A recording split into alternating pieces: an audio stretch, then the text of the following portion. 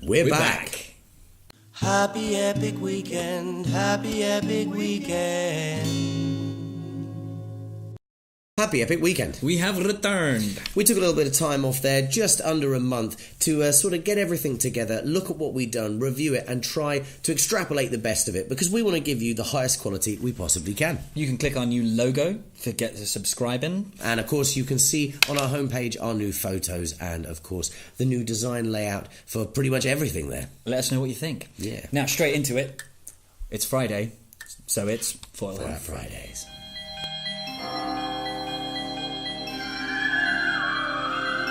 So, this week on Full Have Friday, it's less of a conspiracy theory and more of a conspiracy fact. You see, when you go and buy things in the shops or go and order in a restaurant and you see those gorgeous photographs of the food that you're going to buy, when it appears on your table in front of you, it doesn't really look much like the photo. I'm always disappointed by that. Yeah, especially if you go to those fast food restaurants, you know, we've all had that feeling. And we're going to take a little peek under the curtain as to why that is. Yeah, you see, the photographers know some clever tricks, and after this episode today, so will you guys. Now, we've got some examples here of those clever tricks. One of my personal favourites that I learnt about was whipped cream. Whipped cream, if you're going to be taking photos of it for hours on end, yep, it's not going to sit nicely, is it? It's going to melt because it's a dairy product. So instead of whipped cream, what they use is shaving foam, which I have some here. It's sensitive, this foam, with aloe vera. And that's good because we're going to test the theory, because apparently it won't melt under these lights. We've got some hot studio lights here. So I've got a sticky bun, if you will, here. It's actually a hot dog bun, but it'll do for the experiment. And we've got the shaving foam here. You might have the wrong nozzle for this. Oh, I think I do. They would use a piping nozzle, so it would look like whipped cream. But and how you doing? Do you taste it? I'm all right, thanks. How does that taste? Vile. When we rehearsed that, I just did a little bit. That was really good. Hopefully, it's not toxic. You can still taste. You can taste the citrus in it. Yeah. Yeah. It tastes like you imagine deodorant would. Yeah. Which is not really good. But man just breathed in my face, and I went, Hang on. So, are we running low? No, there's loads. There's loads in there. Okay. Oh yeah, there we go. Lovely. Oh, right. So let's see if that will last. I think it will. I think it's going to last for the end of the episode. Right. Well, I tell you what. I don't. I think that will actually. I genuinely, looking at that, I reckon that's going to melt. You think it's going to melt? That is going to melt down by the end of the episode under these lights. All right, I'm going to put it there, even closer to the light. A friendly wager with you, sir. Right. If it has melted, I'll eat it. I'll take a bite. If it melts, you'll take a bite. So if it doesn't melt, I'll take a bite. Yeah. A gentleman's agreement. A gentleman's agreement. Huzzah! So, I'm not going to lie, the little bit I tasted, you're going to regret. Gross? Yeah, you're going to regret making that bet when that melts. All right, then. Also in that photo is quite interesting. Fruit. The way they make it shine like that is they spray deodorant all over it. Oh, so what that photo you're looking at is there... Is a one chemical mess. That is a chemical mess. That photo basically is shaving foam, shaving cream, deodorant and peaches. Mm-hmm. Delicious. Absolutely delicious. And then we've got steamed veg. Now, if you steam something... Yeah. The steam's just going to go away very quickly, isn't it? It's not going to steam forever. Hold its steam. The food doesn't hold its moisture for very long. So what do they do instead? They use cotton wool balls. Cotton wool balls. Cotton balls that they dip in boiling water, steaming water, and that will steam for far longer, hidden behind the food. Mm-hmm. So if you look at a lot of the steam photos, the steam is sort of coming from behind it. That's why. It's done with cotton wool. Nice. Next up, we've got some of my favourites, a breakfast item that I love having when I'm in America. My favourite items. A stack of pancakes. Now with pancakes, of course, they have butter and maple syrup. For the butter, they use dough. They use a kind of dough for the butter, and for the syrup, to stop it soaking into the pancakes, they spray it with like a water repellent for clothing. Oh, yeah. So and therefore it doesn't absorb and it can stay for longer. Nice. So what you're looking at there is basically like a fabric protector. Another chemical mess. You wouldn't want to eat this. Tell us about Coke and ice, fizzy drinks and ice, Jack. Fizzy drinks are... You're going to look at a picture of them and you're going to be like, oh yeah, I really want to put that in my belly. But you got to be aware that is full of acid. Absolutely. Every time when they're taking pictures, every time the bubbles go down, drop a bit of acid in it. Yep. So if you remember like your chemistry class, it's like when you put the potassium in the water, it fizzes up. And a little side note on that one. Yeah. Ice. They never use ice when they're taking pictures. Only a fool photographer would do this. Of course, because it's going to melt very quickly. So you could put in plastic ice cubes. It's going to melt like this whipped cream is not. I think you're going to be eating that. Oh, I don't want to. And finally, my favourite breakfast item. That's not finally, but cereal.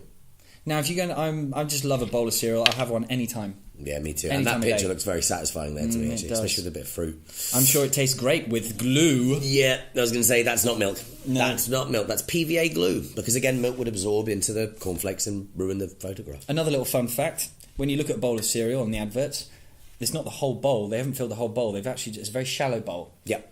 So that's what you're looking at. Yep. So it's all a lie, you see. Everything's a lie.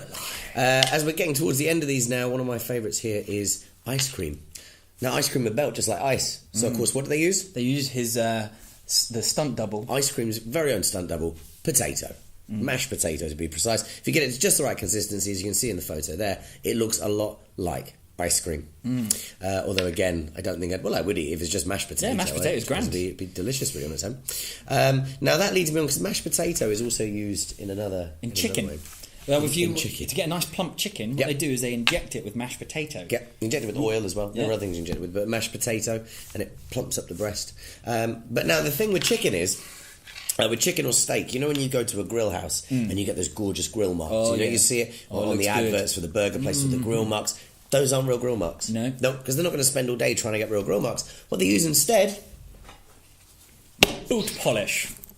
shoe polish. That's how they get the grill marks on the chicken, and like you can see there, and on the burgers. Now, we thought we'd give this a go. I was curious. Yeah, we thought we'd give this a go. Now, to show you, this is a normal, like, chicken leg, just cooked in the oven, on like a grill thing, but in the oven, so it's not really got any grill marks. We'll feed that to the dog later. And Kira's, that you can hear her under the table going mad for this. She will have that in a bit.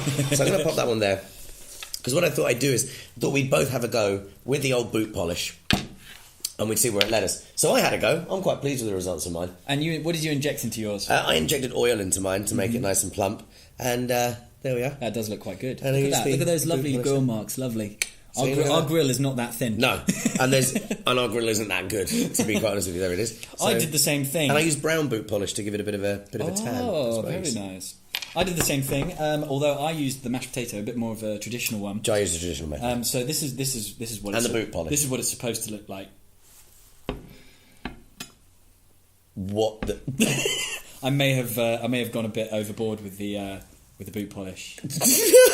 Maybe got a bit excited. Just a little bit. There. Wow, that's It's good though. Like, that I looks think- just like it does in the magazines, Jai. I've actually got a confession to make. I watched Jai struggle with this black boot polish, and there's no top on it. The honest truth is, I didn't actually use the boot polish. I used brown boot polish, but to get those really neat lines there, whilst I watched him struggle, I was safe in the knowledge of knowing that I had used mascara. I you had a I used paintbrush? an eyeliner, like an eyeliner pen. You had a paintbrush. Yeah. That's Even better, I had like a pen. cheating, mate. But it looks good though. I think eyeliner works No, just I as think well. Eyeliner and oil. I think it works just as well. Lovely. Well, I'm definitely going to take a bite out of this while we go to our next segment, which we do, of course, every time on this show. For those of you that regularly join us will know, we do a segment about someone or something that helps to make life a little bit more epic. In this segment we call... Make it epic. Make it epic. So, welcome to Make It Epic. This week we are looking at Worldwide Tribe. Worldwide Tribe. The Worldwide Tribe. What You do can- they do? You can check them out on theworldwidetribe.com. They basically work with refugees from Sudan, in Sudan, in Syria, in France, in Turkey, Afghanistan. UK, all over. Everywhere. What they do is they are basically trying to make a humanitarian look on telling the human side of the story. Yeah, of like refugees, because so often you hear these horror stories that the press put out there talking about the media sort of lying to you. And it's also just numbers as well. They become numbers. Just become They numbers. become lost, and they are human beings. As much as they may affect the economy and the politics of the countries they come to, they are also human beings first and foremost. That Just looking for a better life. Well, they feel pain the same way everyone does, and they feel happiness the same way everyone does. Now, what the one of the other things that they do, they got some great videos on their website. Do check them out. But one of the things I'm most excited about is the portable Wi-Fi called Jangala Wi-Fi. Jangala Wi-Fi. Now, Jangala Wi-Fi, they have 3 different models so far. They have got the small box, which is a portable Wi-Fi system for their teams that they can take them anywhere they want. Like anywhere they want. Anywhere they want. And then there's the big box, which supplies for 5 to 1,000 people. Right. Wi-Fi. So it's great for setting up camps. And they'll go to the refugee camps with these boxes. Set exactly, and people can use their Wi-Fi, use it on their connect devices. to their families, friends, lawyers. Anything they need to. Then they have the lifeboat Wi-Fi, which is called the wet Wi-Fi. You can go. It basically is for lifeboats. When they pick up someone to rescue someone, they can use their Wi-Fi. You can to access anyone, let people know they're safe. Because the lifeboats, of course, I mean, I know in England the RNLI, worldwide as well, they're charity run. They're charity run. So they need all the help they can get with things like that. But that sounds like a great charity because the internet is sort of slowly becoming. There was a debate about it being a human right at one point. That's interesting. Actually, we'll talk about that's that very good. We can talk about that at some point. But those guys do a great deal. So do go to their website, theworldwidetribe.com. Yep, you can contact them on there, of course, find out more about them and what they're doing. If you feel like you can lend a hand or get involved in some way, then please do, because they help to make life a little bit more epic. Now let's have a look at our shaving foam. Oh no, don't. I know, I've been out of the corner of my eye. Yeah, even watching it not melt. So this is not melted. It's not melted. The advertising thing is correct. Oh, that looks tasty. I'm going to have a little taste. Because I want to see. Yeah, that is gross. That tastes like soap. Oh, I can smell that. I can't believe you fell for that. Well, ladies and gentlemen, I do have to take a bite of this. That's the end of this episode. It's great to be back. Thank you so much for waiting around for us. And whatever you do, make sure it's epic.